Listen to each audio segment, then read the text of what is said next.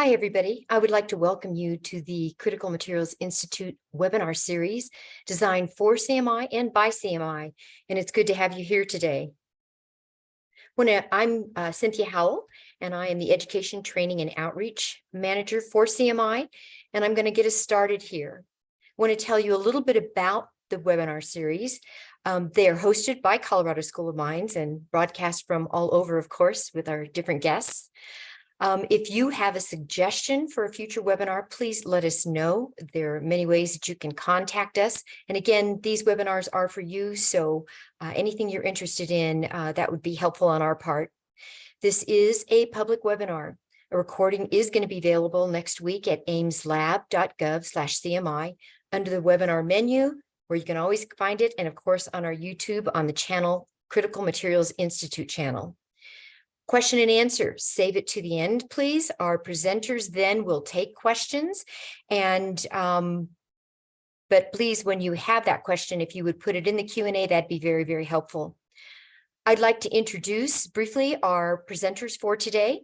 We've got Gary Stanley with the Commerce Department since 1983. He's the director of the Office of Critical Materials and Minerals, and Metals in the Industry and Analysis IA unit of the Commerce Department.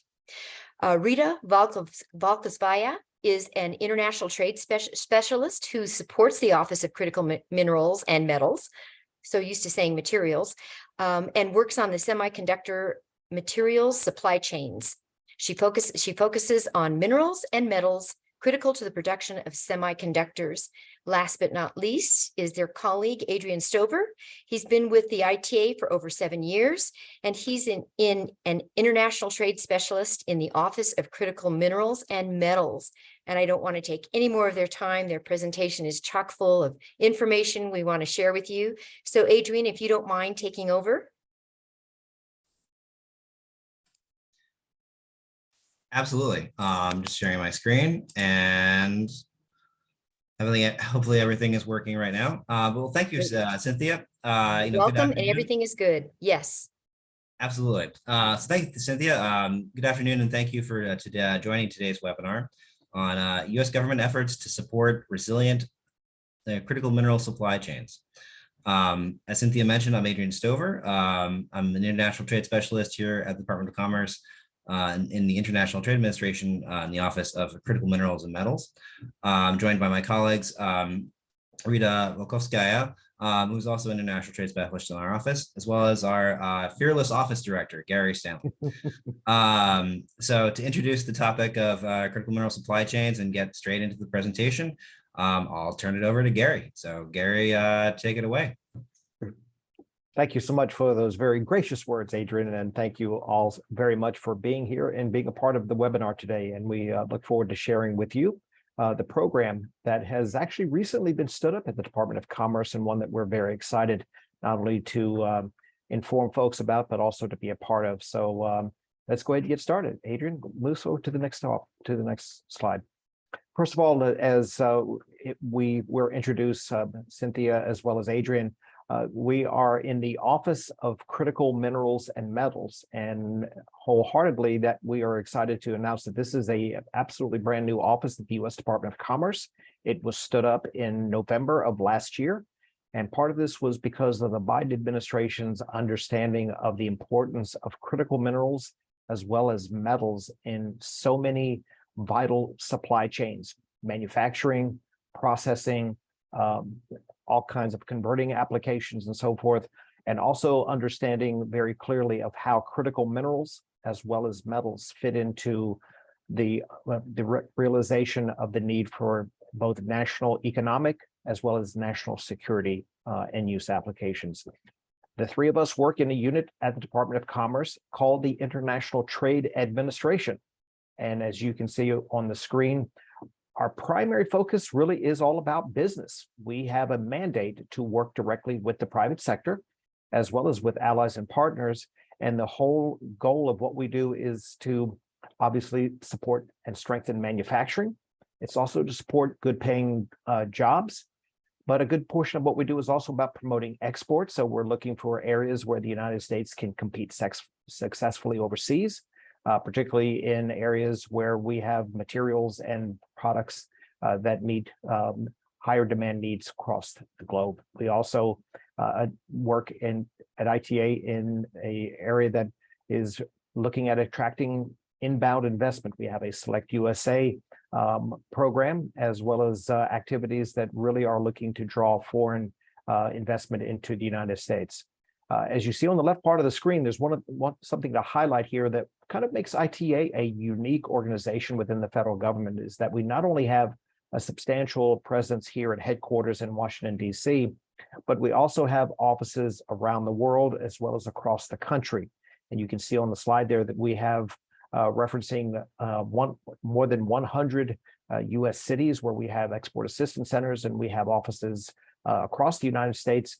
But we also have 106 field offices in 80 countries around the world. Oftentimes we're connected with either the embassies or with consulates, but we have a very strong presence around the world. Another thing that we're about is making sure that the United States is competing on a level playing field. So you can see toward the left side of the screen there about reporting a trade barrier.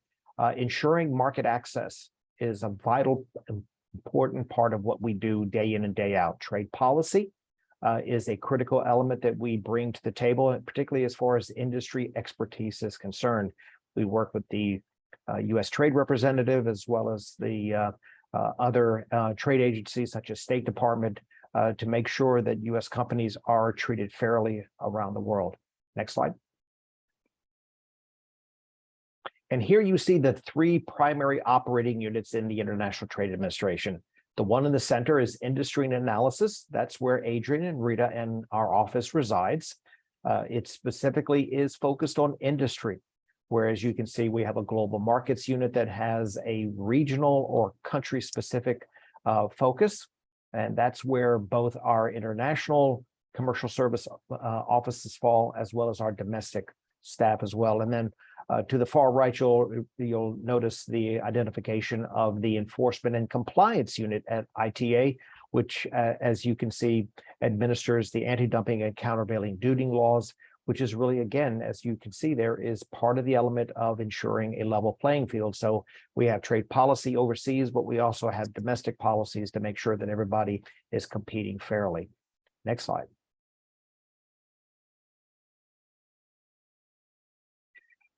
The key of our presentation today is really centering around an executive order that many of you may be familiar with, which was Executive Order 14017, America's Supply Chains.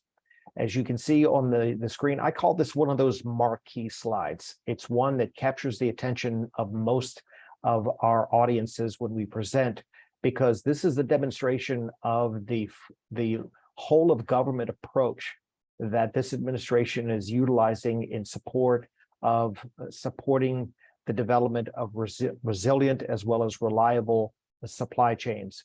You see the Commerce seal there, and just to the right of us, of course, is the Department of Energy seal. But also want you to recognize that this also includes the National Science Foundation, Departments of Agriculture, Transportation, as well as the Environmental Protection Agency. So the idea of what we're doing is not intended to be siloed activities, but a whole of government approach to addressing an issue that in many ways was so much brought to the light as a result of COVID-19.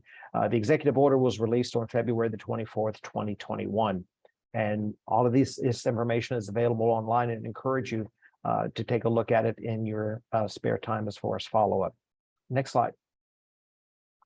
The focus on here is the report. So in June 8th of 2021, there was the release of a America's Supply Chain report, and it were included as part of the release 4 100-day reports, as you can see identified on the screen in front of you: critical minerals, semiconductors, advanced batteries, and pharmaceuticals. And the thing that we recognize in that analysis is that there was a continuing focus on how supply chain resiliency was really questioned and was really put to the test, not only during COVID, but coming out of COVID. The one thing that we saw across so many industries, not just the 4 that are identified here, but across so many of the sectors in which we work, that there were issues about transportation, about logistics, about materials, about a whole host of issues that really, again, during COVID, very much came to the forefront. And so our office had the great privilege of working with the Defense Department, because in Executive Order 14017, that agency was assigned the overall U.S. government coordinating lead on the 100-day report on critical minerals. Listed for your awareness is a series of the 100-day recommendations that came out of those 4 reports, as well as the overall administration's efforts. And you can see the kinds of issues that we as a federal government are diligently pursuing right now, which is really about looking at the need for strengthening our domestic capabilities, but also looking at the issues from a very sector and company specific level. We're also looking at ways of how the U.S. government can leverage its purchasing and investment resources. But you'll also notice that we're focusing on the strengthening of trade rules, as well as working with our allies and partners. And again, that's one of the things that ITA brings very uniquely to the table, is that we have a mandate not only to work directly with the private sector, but also partnering with our allies overseas. We have said from really as early as 2019, when Commerce released the very first critical mineral strategy, that the key to addressing the critical mineral supply chain issues really resolves around a combination of domestic production as well as trade with allies and partners.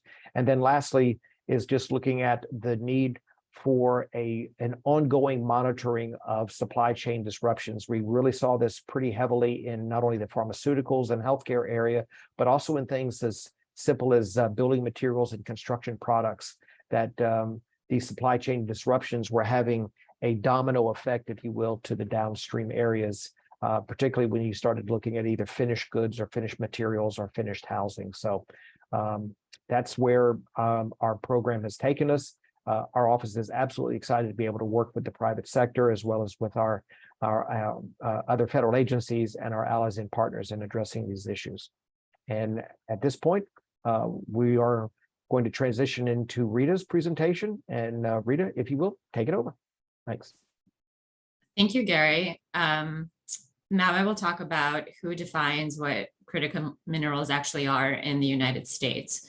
The 2022 critical minerals list was published by the USGS, as it is every 3 years, and it increased the number of critical minerals from 35 to 50. The minerals in the list are essential to the economic or national security of the United States, and have supply chain vulnerabilities. They're characterized as serving an essential function in the manufacturing of a product, the absence of which would have a significant consequence to the economic or national security of the United States. For many of this, the United States is increasingly dependent on foreign sources. The Office of Critical Minerals and Metals regularly uses USGS critical minerals data to inform our research into minerals and metals that we cover. We have a close working relationship with the analysts at USGS.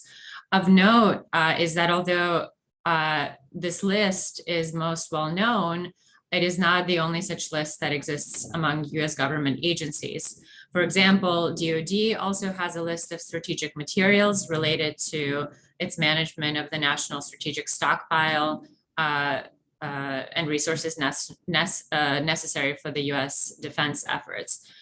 Whether these lists are shared publicly or in the manner in which they're used by the agency depends on agency mission and priorities.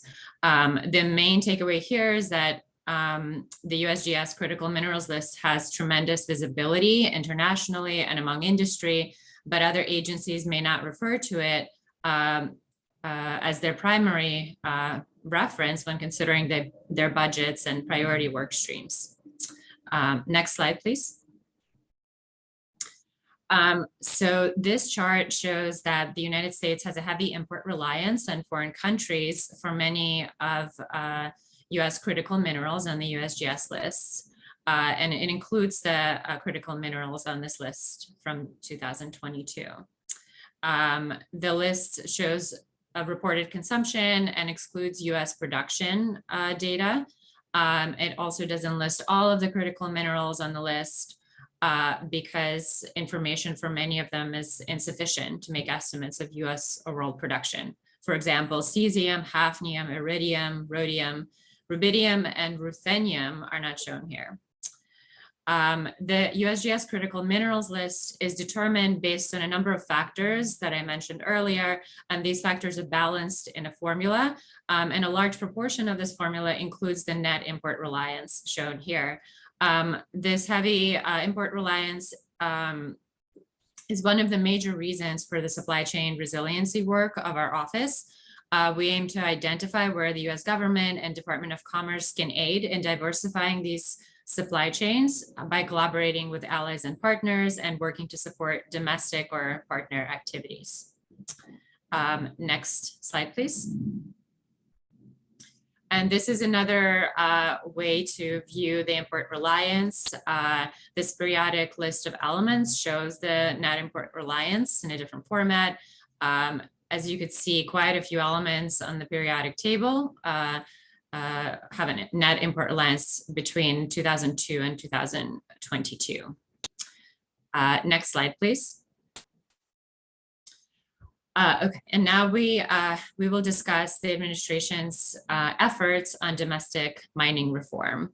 The following is a list of objectives in the mining reform agenda, and they include establishing strong responsible mining standards, securing sustainable domestic supply of critical minerals, prioritizing recycling, reusing, and efficient use of critical minerals, providing permitting certainty, getting input from communities and conducting tribal consultation, adopting fair royalties so taxpayers can benefit from extraction, establishing a fully funded hard rock mine reclamation program, and other priorities.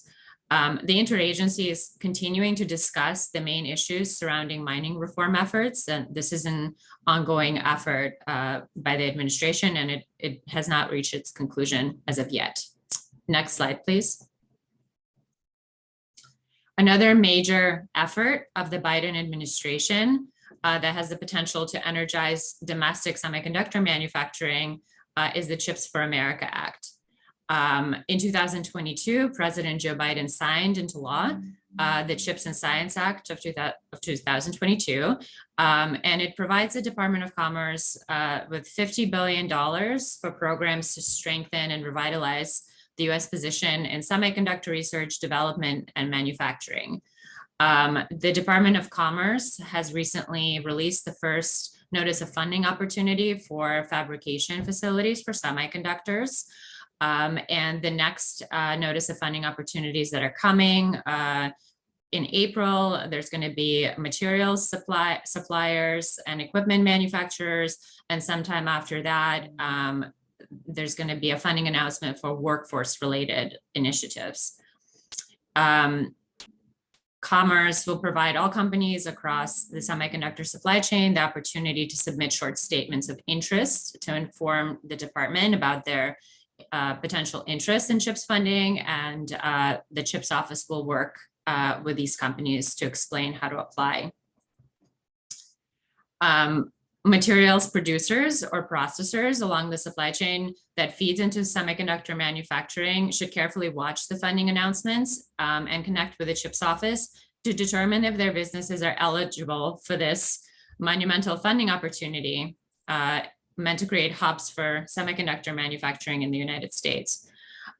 Examples of newly announced fabs in the last year include Global Foundries in Malta, New York, Intel in Chandler, Arizona, Rio Rancho, New Mexico, and Columbus, Ohio, Samsung and Taylor and Austin, Texas, TSMC in Phoenix, Arizona, and Texas Instruments in Sherman, Texas.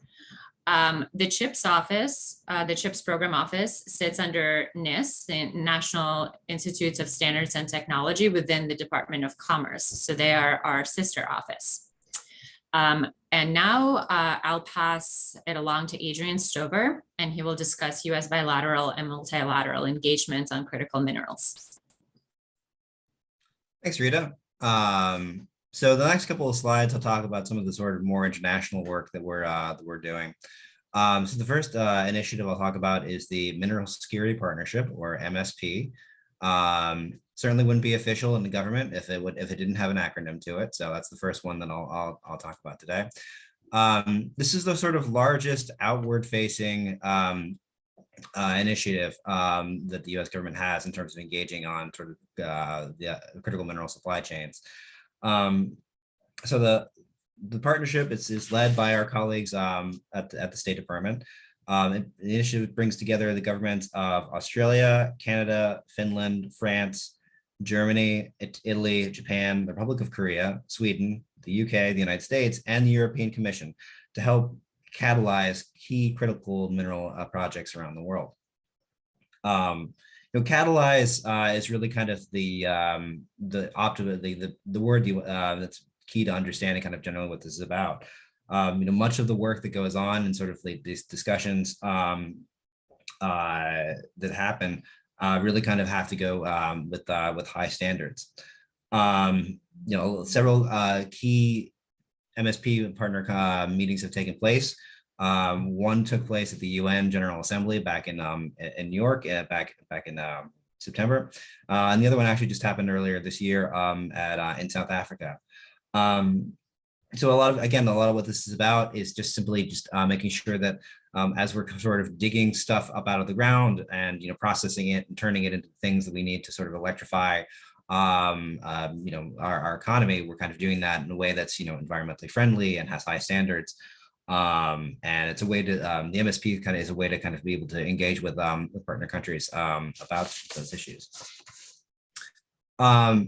We're also kind of doing a lot of sort of bilateral engagements too.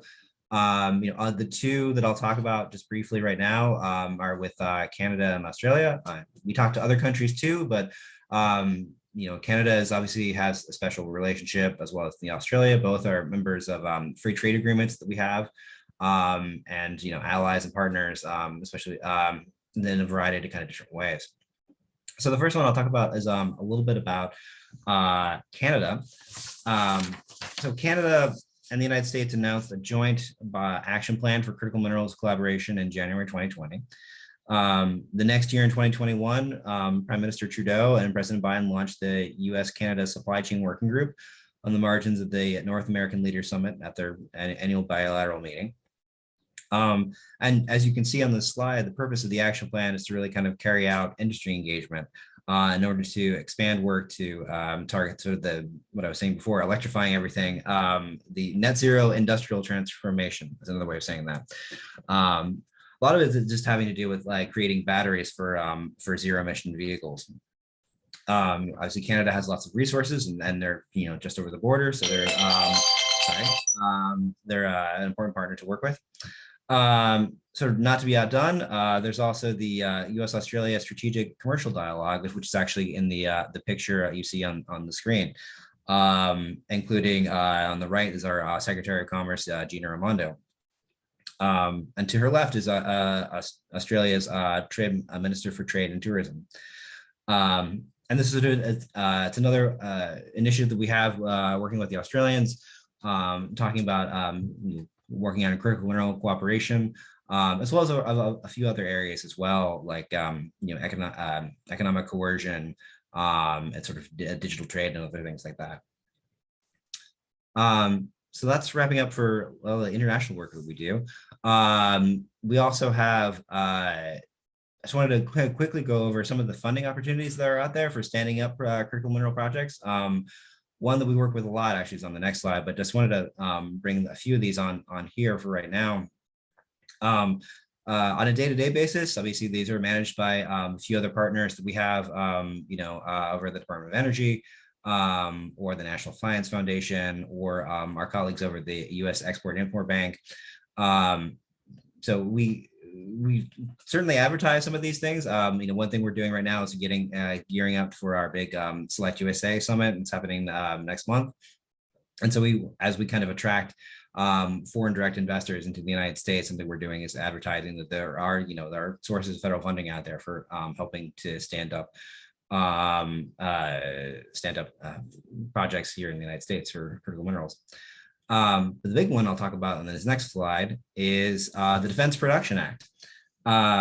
So as Gary was saying earlier in the presentation, this is something you may have heard of, throughout the pandemic. It was an interesting story enough. This is a law that kind of goes back to the Korean War in the 1950s. It was actually first used to, as steel production was needed during the Korean War, it was first used to manage and create, I think, price controls and other sort of things in a time of national emergency. So in 2022, President Biden invoked the Defense Production Act to authorize investments to secure American production of critical minerals for electric vehicle and stationary storage batteries. In part of that effort to address those bottlenecks and build up capacity here in the United States. For anyone who's interested in that particular presidential determination, it's 2022-11. And what's neat about this program is it really has a very wide scope of things that it can do. It can do loans, it can do purchase or purchase commitments, grants. It has a pretty broad range of things it is allowed to do in order to stand up these projects. So it's something that we absolutely support, and we're glad to work with our colleagues over at the Defense Department about that. And the last thing I'll talk about today is our industry trade advisory committees. The acronym is pronounced ITACs. Again with the acronyms. But what these things are. So these are federal advisory committees managed by Commerce and the U.S. Trade Representative, or USTR. Again, the history kind of why these exist is pretty neat as well. ITACs were actually established under the Trade Act of 1974. Congress wanted to ensure that trade negotiators were consulting with the private sector during trade negotiations. And so following some successful conclusions of what was the predecessor to the World Trade Organization, the WTO, Congress decided to kind of formalize that system of having private sector advisors into different things. So ITACs engage business leaders in formulating U.S. policy. Our office actually manages one. It's the ITAC on critical minerals and non-ferrous minerals. And we're currently recruiting for the 2022-2026 charter term. And that's it. Thanks very much. We've put our contact information here for things you may want to reach out to us and ask questions about, but maybe I'll go to the Q&A session. As a reminder, we've got no open questions right now, as I can see in there and in my Zoom screen. But maybe we can kind of actually start off with a few things. Gary, since we just finished up talking about ITAC, can I ask what your experience was like working with those folks? Well, thanks very much, Adrian. I've said throughout the course of my career that working through the advisory committee process has really been one of the most helpful opportunities and engagements with the private sector. It begins with the fact that the process of joining the ITAC requires a fairly extensive application as well as review process, because to sit on the advisory committee, you must be able to secure a secret clearance, as gone through the same process that federal employees go through. And the reason why is because many of the sessions are closed from the general public, so that the private sector and the U.S. government can meet in a classified, secured atmosphere and to discuss matters associated with trade policy, trade negotiations, and provide competitiveness and supply chain information vital to the White House, to Commerce, as well as to the Trade Representative Office, as well as other offices as well. The ITACs themselves are made up of industry companies or trade associations, and the meetings typically are held on a quarterly basis.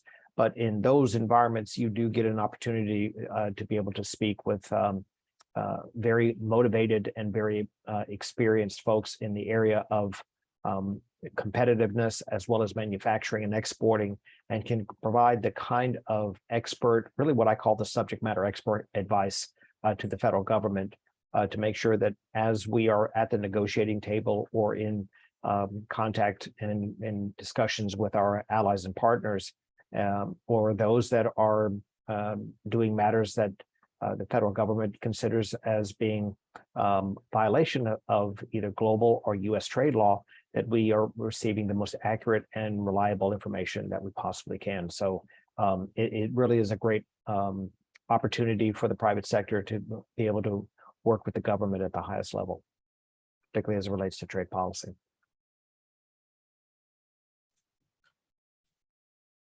All right. Still not seeing any open questions in the chat. Cynthia, can folks raise their hands and ask questions directly, or? Good question for Maureen. I don't think we're set up for that, but again, we're encouraging folks to post their questions at this point, and hopefully something will come up. However, in the meantime, I love the question that you asked Gary, and I bet you have another one out there that you can point directly to Rita, which gets into her area of expertise as well. Yeah, actually, we just got an open one in the yeah. in the question and answer session. So from David Reed, you indicated that many of our allies were working together to address the supply chain challenges. I wonder how we will address this challenge, especially when many of the critical minerals come from countries not considered close allies. So maybe I can start off in trying to answer that, and then turn it over to Rita and Gary. David, you're completely right. I tend to look at the how a lot of these stuff is distributed around the world. Is sort of it's uneven. Some there's lithium deposits in some place, there's rare earth deposits in other places.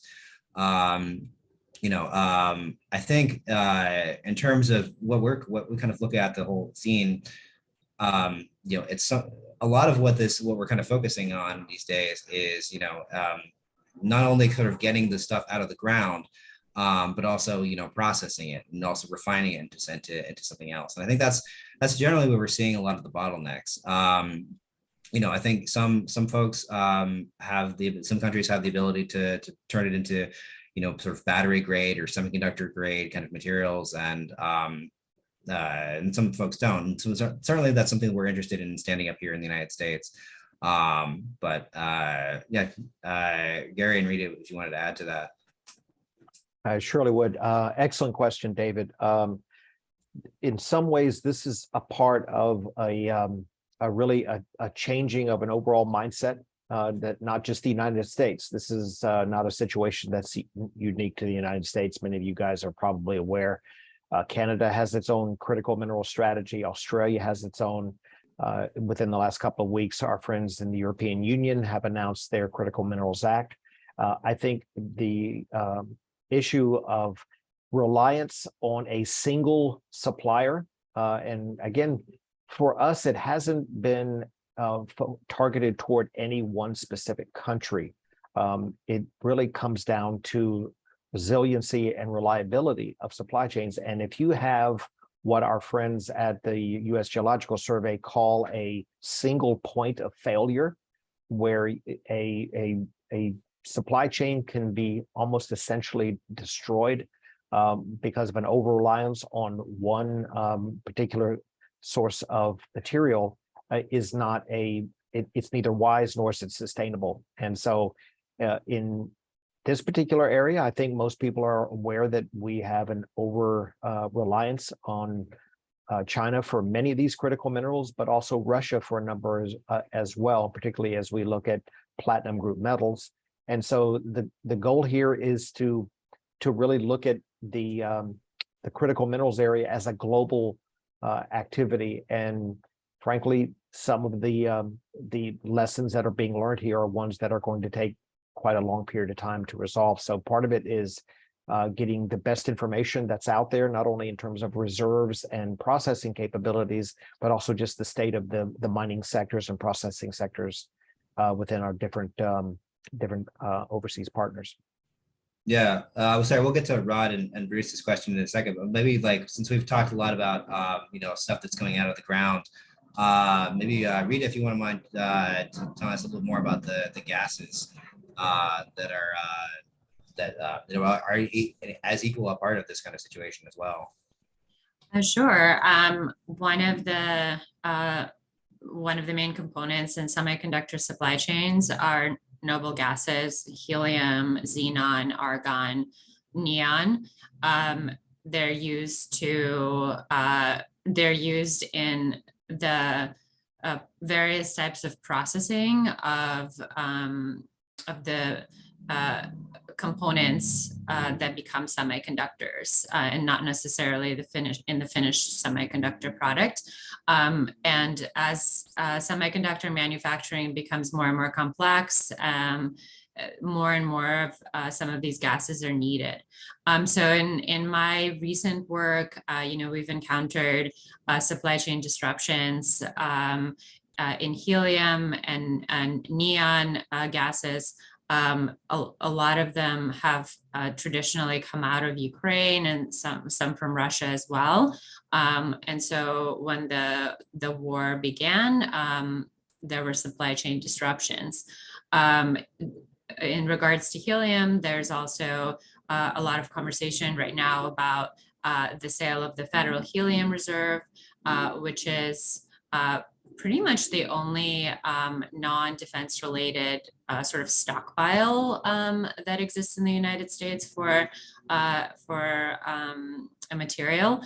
So that's in Amarillo, Texas, and the federal government, Congress wants to privatize it based on a 2013 law. So there's conversation about whether that should happen or not.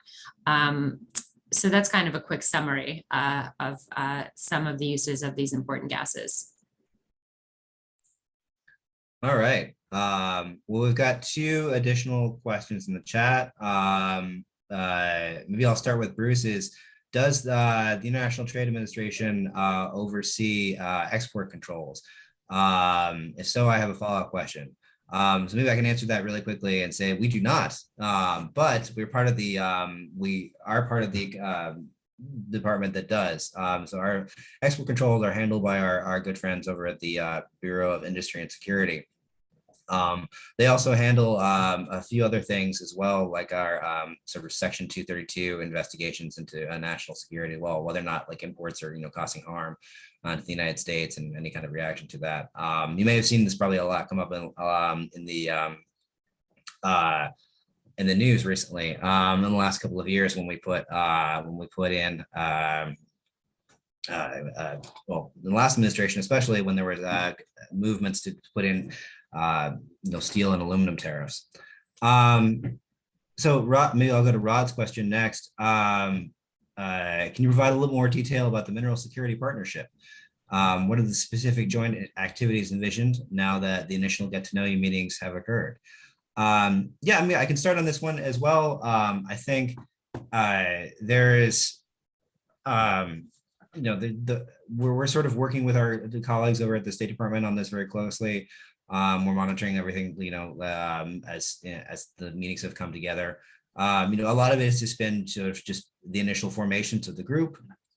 A lot of it has just been the initial kind of, some of the housekeeping stuff that's gone on so far. I think there's certainly room to kind of like have a conversation about critical mineral supply chains. I think that's something that's, you've seen publicly that people have come out and said, this is something that like we welcome a conversation about. We welcome a conversation about standards. I think a lot of that process is kind of ongoing. I think maybe we can kind of take that conversation offline. We can bring in some folks from our state colleagues, but I don't know if Rita or Gary, if you want to add anything there. No, I think I would probably just do exactly what you suggested. I mean, this is really being run out of the State Department. They have the kind of the identification of the specific projects that are being examined, as well as the engagements directly with the MSP member partners and so forth. So at a certain point, it probably would be most beneficial to engage with the State Department folks that are overseeing the MSP. All right. So moving on to the next question from Hong Yu Jin. Thank you for your nice talk. I was wondering if you could talk about the current and or planned incentives to domestic businesses on critical minerals. For example, domestic production of rare earth magnets could get a tax credit of up to $55 per kilogram. Yeah, so there's I think Hong Yu, what you might be talking about is the incentives under the Inflation Reduction Act. If I'm understanding that maybe correctly. I think there's something we're monitoring as well. I mean, there was a lot of changes that happened in the summer of 2022 when the Inflation Reduction Act came out, in terms, and especially in looking at the EV tax credits, and looking at all the things that go into batteries. I'll steal an analogy from NPR that I heard on the radio the other day. Full acknowledgement to them, but the analogy they used is a car battery is kind of like a burrito. If you look at all the things that go into the burrito, in terms of where the rice is grown, where the salsa comes from, that's kind of like how a battery works in terms of where does the cobalt come from, where's the lithium come from, and so a lot of this changed. Just last month, the Treasury Department came out with revised guidelines for which cars might be might have the incentive, the incentives, or might meet the requirements under the new EV tax credit guidelines. So it's certainly, it's an ongoing process. Again, but clearly that started with the Inflation Reduction Act from last year. But yeah, I guess moving right along. So from John, Rita, do you want to take this one? If you're able to see it? Yeah. Sure, yeah. I think that this question reads, how do you determine which materials are critical? And following up, how much do you stockpile once the material gets on the critical list? So this kind of goes back to my previous discussion during the presentation. The critical mineral list is determined by the United States Geological Survey based on the various criteria I mentioned before, but the national stockpile is associated with a Department of Defense strategic materials list. I believe it's classified, I'm not sure, but the Department of Defense has different criteria, and some of their criteria include, can the United States conduct its planned, war efforts or defense efforts using the materials that are available in the supply chain to DoD. Very different questions about why a material would end up on a DoD critical minerals list or materials list and the USGS critical minerals list. And in terms of how DoD determines which materials end up on its list, a part of the process is to conduct regular supply chain analyses of material supply chains, and then provide a report to Congress about what DoD recommends the materials on the list should be and what should go into the national stockpile.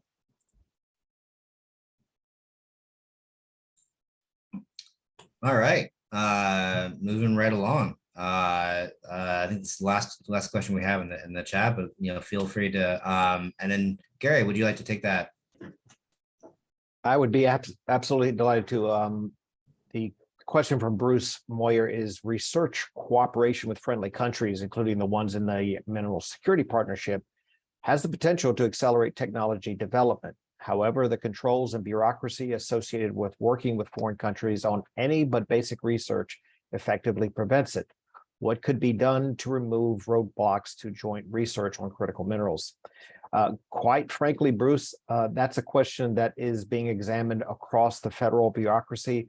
But I will say, for the benefit of this group, the thing that we believe, and there's differencing of opinions on this, but really the kinds of cooperation that will take place would probably need to be more done effectively at the private sector level. There's only so much expertise that the government can bring to the table when it comes to certain aspects. There certainly is, government research. DOE does an absolutely amazing job with its research labs and so forth. DOD obviously does work in this area. Other agencies do as well. Commerce even has, out at the National Institute of Standards and Technologies, has a certain amount of R&D and technology development to add to the conversation. But at a certain point, the technologies are not the properties of the federal governments, and regardless of whatever the countries might be, with the exception of a controlled economy. But really, the truth of the matter is that those are private sector held technologies, and those kinds of vital, important trade secrets are oftentimes not felt to be comfortable sharing. The real challenge is moving into areas where the margins of error and the competitiveness advantages in some of these sectors is so small. And for companies that have a particular advantage there is certainly an understanding if they would choose to keep some of that to themselves. But from the broader, government sharing and so forth, these are the kinds of questions that are being discussed even within the federal government and with our some of our allies and partners. Good question, though. All right, I think we may be getting the hook from our folks over at CMI. But Gary, do you have any closing remarks? Just to say thank you to everybody. A very special thank you to Cynthia and Maureen for the invitation. We are absolutely delighted to be able to tell folks that not only do we exist as a new office, but to make folks know that we're a resource for them as well. We understand that a lot of the equities here are attached to the Department of Energy, but as you can see from our office, Rita and Adrian and I are only 3 of the 7 people, and we're hoping to add a couple more folks before the end of the year. And so, we're absolutely delighted to be able to tell folks about what we're doing in this space, and very much open to any feedback or insights that you folks may have going forward. So thanks very much, everyone, and hope you enjoyed the presentation. Thank you for a great presentation. I also want to thank all of our attendees. I want to remind you that a recording is going to be available next week at aimslab.gov/CMI and on YouTube at the Critical Materials Institute channel. Next webinar is on May 10th, Great Plains Partners Venture Group, a primer in technology commercialization with private entities. Of course, all the information will be in the Critical Times. Keep looking for that, and also on our website. Again, we're looking for suggestions for future webinars. Please let us know what you're thinking about. Again, I'd like to thank this team here for a great presentation and providing us more information about their work and opportunities. So thank you so much. Thanks, everyone. Thanks all. Thanks, everyone.